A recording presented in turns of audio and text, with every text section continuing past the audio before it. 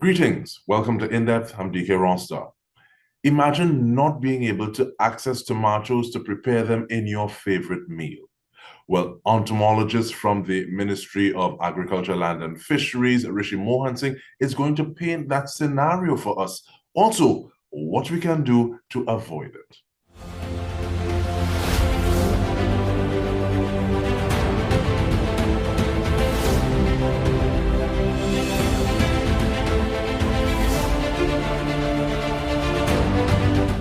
Thanks for joining us, Mr. Mohansingh. How are you doing? I'm okay, and yourself?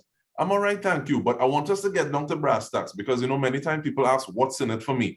So paint the scenario of this pest and what is it that we're really facing the possibility with this pest? Okay, so we have a new pest in our country. It's called Tuta absoluta, commonly called tomato leaf miner. So it's a moth, an insect, a moth, and this moth feeds at night. Now, the thing with this moth is it affects the fruits on your plant more than anything. Now, what plants they normally will affect? They affect tomato, peppers, and melon. So we know these are very high-priced commodities in our country, and it is affecting the fruit. It also affects the plant, but mainly the fruit. So that can cause a lot of issues. So are we finding something so wicked to affect those things? And these are things that on a day-to-day basis, I hear people talking about, boy, the price of tomato, boy, the price of this, the price of that. But is this something that we should be concerned about in the sense that is already pervasive? Is it in one area? Is this where we talk about vector control? What kind of area or geographical position are we talking about at this point in time?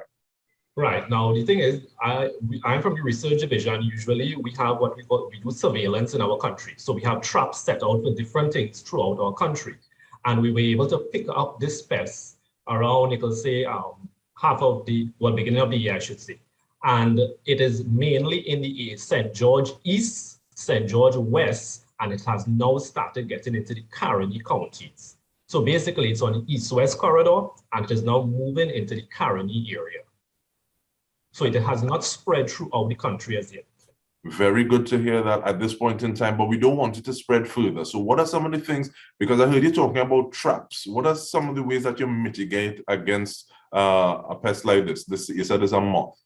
Right. So now this moth is, in terms of size, it's like the size of a mosquito. So we are not asking people to even go and look for the moth. What we are asking them to look for the symptoms that you will see on your plant. So whether you're a home gardener and you have one tomato plant behind your house, or whether you're a farmer and you have 1,000 tomato plants, the symptoms will be the same. So in terms of the symptoms, what you're looking for is on the leaves, you will see what we refer to as a blotch. Now, in layman terms, what a blotch means, it's like an irregular spot that you will see on your leaf. It's like if you take ink and you apply it to a piece of paper and how it spreads. So you will see that. Now, the blotch is transparent. So it's easy to identify, right? Your leaf is green, that will be transparent or kind of clear on your leaf. And over time, that transparent blotch will start to brown, right? So that is the classical symptoms that you will see on your plant. Other symptoms you can't really see because the larval stage, which is the worm stage, people refer to it as the worm, is in the stems of your plant. So it is making hollow tunnels in the stem of your plant. You can't see that. But the fruits, especially if it is you're growing your own fruit, or even if you're buying it in the market, under the sepal area, which is the little leaves on the top of the fruit, underneath there, you will see holes, so what we call bore holes. So that is classical symptoms that you will see on the fruits. Now, the thing is, if you leave that long enough, secondary infection is going to get into those holes and the fruit will rot.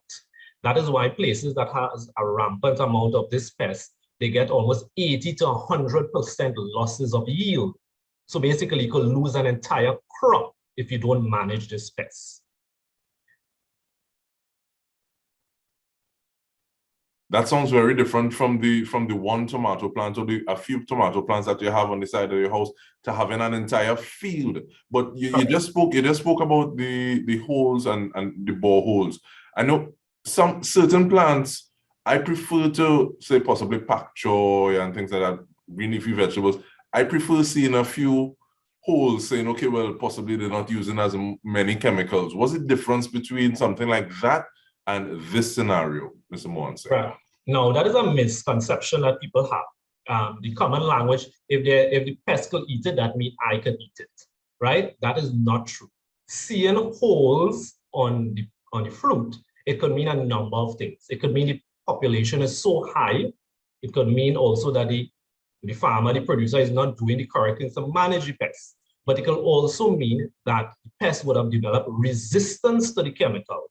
So you could be using chemicals over and over on the plant, but the pest is still feeding. It is not doing the pest anything. That is why when we're going to talk now about our management strategies, there are certain things you need to do, whether you're a home gardener or whether you're a farmer, to manage this pest. Mr. Mohansingh, you just mashed up my dolly house there, but I'm grateful for the information. So right. let's talk about management. How do you manage this?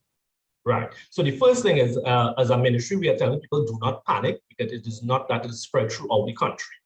The symptoms, we are not actually seeing a lot of the symptoms as, let's say, different countries, right? So barely we are seeing any symptoms. What we are seeing is we are actually catching the pest in our traps. So that means we have it. If we are talking about managing this pest, we normally recommend an IPM approach, an integrated pest management approach. And what does that mean? We are doing cultural measures, we are setting up traps, and we are also using chemicals as a way of bringing down the population. So when we say cultural measures, it's basic things that a farmer or a producer will do in his field. Control your weeds. You do not want your weeds overgrown in or around your field, because they harbor the insects there. They will come and feed on your plant, and they go back and hide in the weeds, right? Now, because this pest likes tomato, peppers, and melanogen, they belong to the family called the solanaceous crops. It is always good that you change the crop. So what we refer to as crop rotation. So if you know you have this crop has been growing over and over on the same piece of land, naturally you will get an upsurge of a pest population. So in this case, if we know this pest likes those crops, change the crop to something else. Let's say you change it to lettuce, pak choy, cauliflower, cucumber, something else. And by just breaking the life cycle of this pest, you can actually destroy the pest. Now, the life cycle of this pest is 30 days. So if you could break the life cycle of this pest by just 30 days, you can actually get rid of the pest, or at least reduce the population. So all those things are your cultural measures. Also, if you see your field is infested with the pest, sometimes people say, well, I spend a lot of money on this plant and I don't want to destroy it. If you keep it there, it is what we refer to as inoculum to further spread the problem. You are supposed to destroy the plant, cut it down and burn it on the spot. So all those are normal cultural measures we are recommending to producers to do. The trapping methods, right now we are in the process of getting traps on our market because we don't have them right now. And what these traps are, it's basically made of cardboard, but it can take the weather conditions outside here. And it operates like a sticky trap, like a fly trap that people are familiar with. But in this trap, we put a pheromone. It's the female pheromone for this pest. So I see you smiling there, right? A female pheromone. And what will happen is it will attract the males to come to the trap. They stick on the trap and they die. So that is a method of not even using chemicals on your plant. And you're actually controlling the population. Because if you reduce the male population in the field, over time, you would not have pests because you will not get reproduction taking place. And the third method is chemicals. Now, because it is in just 3 counties right now, it doesn't matter which part of the world you go to, they will recommend a quick knockdown. And a quick knockdown means use chemicals. Now, all this information that we are talking about is on our ministry's website, agriculture.gov.tt, and it lists out the names of the chemicals which you can use to control this pest.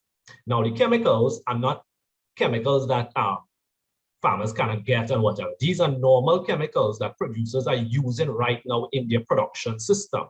So we're not telling them go and buy any very expensive or any type of fancy type of chemicals, right? So chemicals with active ingredients like ivermectin, Bacillus thuringiensis, all these are active ingredients that are in these chemicals. And like I say, it is listed on our ministry's website where people can actually get that information. So just to recap that part, cultural measures, setting up traps, and also chemical approaches. And I like the fact you saw me smiling because I say, man again getting trapped, you know. But I really like the fact that there are different options in terms of saying for individuals who may want to stay as free from chemicals as possible, people who are growing organically and this sort of thing. But I want to continue with the conversation when we return. We're speaking with entomologist Rishi Mohansingh, and we're talking about the tomato pest. It's a pest alert. So it's not full blown yet, but we want to make sure it stays that way. Stay with us. We return with more.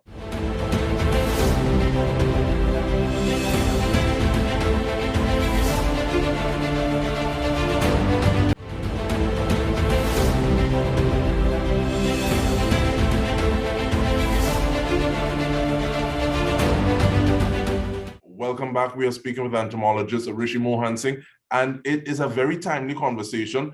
We are speaking about the pest that is been the tomato leaf miner, and I want to know though, Mr. Mohansingh, are there other things that we have had to deal with in certain ways that would inform the way that you're treating with this pest at this point in time? What are some of the other things that we've said, okay, well, it started off in one area and then we were trying to get rid of them? Right. So like I said now, as the research division, our mandate is to do surveillance, which is what we have been doing. Every year we do surveillance. So just recently, maybe you could say about May or so, we completed that surveillance activity where we picked up the pests. So because we picked it up in those areas, now we are immediately going into action. We actually have an emergency action plan for this pest. The first thing is this pest is a notifiable pest. First, for those who don't know what that means, by law, if you see symptoms, or let's say you have this pest in your field, you are obligated to report it to the Ministry of Agriculture. If you don't and you are found out to have this pest, a fine of $5,000 is attached to it. So that is something very serious, and it is the law. So we are asking people, don't just say, well, I don't have the pests. Once you are growing these crops, tomato, peppers, and melon, we are asking you just randomly go through your field, look for these symptoms. As we mentioned before, the leaf symptoms, you might also find your fruit starting to drop for whatever reason. If you pick up the fruits, you look for the boreholes and things like that. Once you find those symptoms, contact the closest ministry office, agricultural office. Officers will come out and verify it. Now, I don't want people to panic, like I said from the beginning. If you have it, we will not charge you. Don't get it misconstrued. The thing is, we need to know it is there so we can do what we call mapping it out.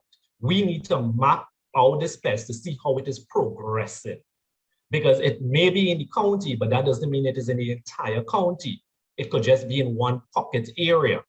Right? So that is why we need that information so we will know how to manage this pest. So I hear you talking about research on the area and having an emergency plan. Are there different partners that are working together on this pest or on pests in general? Who are you working with this for this? Right. And that is a good thing about with the ministry. When you have a situation like that, all parties join together related to agriculture. So we have the research division, who is the core of this mandate, basically. We have the extension division. They are involved in awareness sessions. So they are the ones who will actually start doing training with the farmers and groups and things like that who are affected or willing to just get information. They also do publications. So you will see posters going up, you will see flyers being distributed. We'll be doing media releases. And then you have your district officers who are in all the counties. They are actually working one-on-one with your farmers. So they know in their district how many tomato farmers they have, and they can deal one-on-one with them. We also have external parties that we are dealing with, the University of Florida. We also have ICA, which is other players in the Ministry of Agriculture. We have CABI International, who's a UK-based organization, but they are also affiliated to the Ministry of Agriculture. So we have experts in all areas when it comes to this pest. And I like the fact that you're talking about these experts, because there may be people who are already interacting with them for different reasons, like the ethics division. I know on a very consistent basis, they have plant diagnostics so that you can send in these images and ask, well, what's wrong with my plant? It's looking like it help me, not growing the way it's supposed to. So possibly this is another function that ethics division can help with. But another reason that I asked about stakeholders is that this kind of reminds me a little bit of the giant African snails. And I have a friend of mine was saying, working with NAMDEFCO, and he was saying if they saw one shell, they sent back everything, and they actually had different steps that they needed to follow. So how close is that situation to this one? Right. Well, I'm glad that you brought up NAMDEFCO, because they are also part of it, because NAMDEFCO, they are part of the market chain. They deal with the wholesale market. They also have certified farmers and things like that. So they are also part of the program. And when it comes to quality of the produce, so yes, when these these peppers come into the market, they will be actually looking even more closely to see these symptoms if it is coming into the market. And it will be removed, it will be disposed of, and they will trace it back to maybe the farmer, that the field, and those kind of things that it came from. So it's a multi-pronged approach to doing it. So we have people at different levels doing different things. But the most important thing, what we want to try to get to the population is, we have a pest. We are asking you to go out and look for the symptoms on your plant. That is the most important thing. I really like the fact that you talk about the cultural aspects of it as and mindset of the people engaging with the fields on a daily basis, as opposed to, well, we have to call somebody to come and deal with it. So having that sense of shared responsibility. But with regard to shared responsibility, though, you spoke about keeping the area free of weeds so that the pest cannot hide. You spoke about the life cycle being 30 days. But for the individuals who wanted to put those traps, where do they place them? Do they place them right at the roof? Do they root of the plant? Do they place them in corners? What was that process like? Right. So now the first thing we said that, like I said, the traps are in the way coming to Trinidad. So it's not available as yet. But the chemicals and the cultural approaches you could do right now. But when the traps are available, and it will be made public, you can purchase them at the agro shops, and you are going to set them up at the beginning of your field, middle, and at the ends of your field. So basically evenly distributed in your field, depending on the size of your field, right? So let's say you have an acre of tomato. It is recommended that you do about 16 to 20 of those traps, little cardboard traps there, that you put that in your field. And what you do is you need to service this trap, or they say clean this trap. There's a sticky pad in that trap, and every 2 weeks you need to remove it and replace it with a new one. So it's a way of monitoring the pests in your field as well. So let's say you put these traps in your field, in an acre of land with your tomato crop. And when you go back in 2 weeks, you pull out the card and there's barely any pests on it. That tells you that the pest population is very low, right? Which is a good thing. However, if when you pull those cards out and you see hundreds of pests on it, because we said how tiny the pests are, it tells you that you will not have only do trapping, you will have to do other methods as well to deal with this pest, right? So like we say, how trapping is a method that you can also use too. Now, some people may not even have the pest, but they can set up what we recommend, about 5 traps in their field as monitoring traps, because the pest could come in and you want to be able to pick it up early. So you remove the cards every 2 weeks and replace it. Your pheromone, or what we refer to as the lure has the pheromone in it, that is active for 6 weeks. So every 6 weeks, you need to replace it with a new one. And also in terms of just carry me back to the integrity of the box, please. In the sense that you said that, yes, it can survive the elements, but how long will the box last? And I asked the question, 1, we're in the rainy season, 2, depending on where the box is placed, it may not just have to contend with rain falling, but if it's on soggy ground, so do you suggest that it be put on top of something like sawdust, dry grass, or what are those things like? Right. Now, all of the traps are made of cardboard, it's triangular traps, very small traps. They should be hung on your plant, right? It should be hung about 2 feet from the soil. So you don't want it to put it on the ground. It should be hung on the plant. Now with tomato and peppers, they usually stake these plants with sticks. So you can even put it on that, but it must be 2 feet from the ground. Anything higher than that, it will not be able to trap the pests. Now the trap itself is made for weather conditions. So it is coated with a plastic coating. So that can last for months in the field. So that is something, if someone is talking about price and how much you may have to spend, it is not something you have to remove a trap every 2 weeks. That trap could remain there for months, and all you are removing is the sticky pad, replacing a new one, and you're also changing the lure every 6 weeks. All right, thank you so much, Mr. Mohansingh. We've been sharing the information, the email, and the phone number that people can call. So we have 30 seconds for you to make your closing comments. Thank you. Right. So like I said from the beginning, we have this pest in the country. It is not widespread as yet. We could control it. We are asking everyone to visit the ministry's website, agriculture.gov.tt, for further information on the symptoms and how to manage this pest. If you pick up the symptoms in your field, you report it to your closest agricultural office, and you can also send pictures to the research division at cesentomology@gmail.com. And we will contact you and deal further with the issues if you need help. And we are trying to mitigate, possibly even totally eradicate the tomato leaf miner, tuta absoluta. Thank you very much, Entomologist Rishi Mohansingh. And on behalf of the entire TTT news team, this has been In Depth with me, Dike Rostant. Thank you so much for joining us.